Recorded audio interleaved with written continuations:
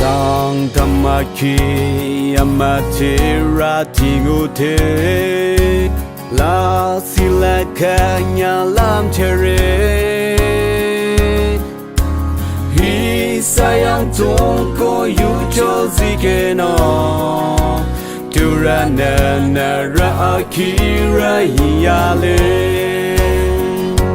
Adike tangure Achang lang mangure Higawa kira matsa sonyare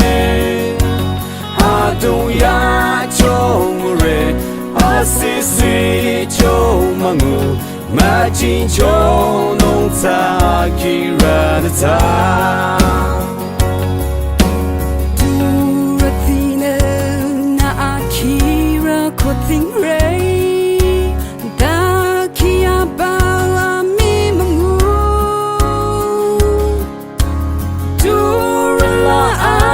Matu makamche Dana le atatu yung kanyang sore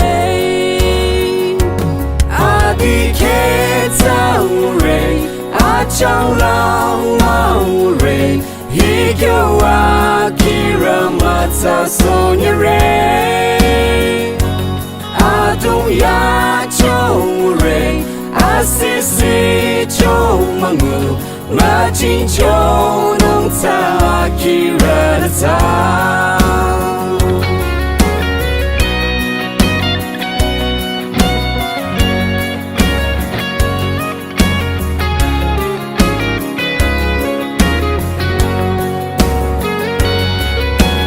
Now nothing ke aku tangupang Now na kanya chokyong chi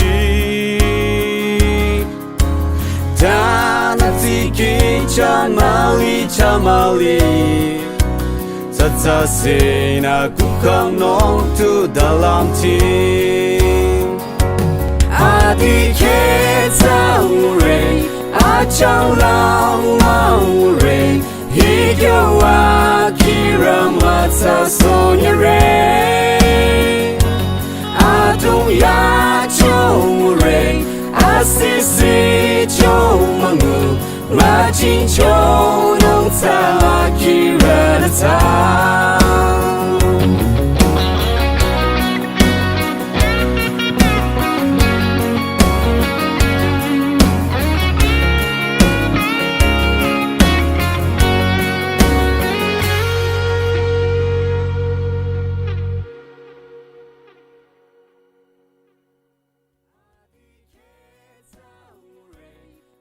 Ciao.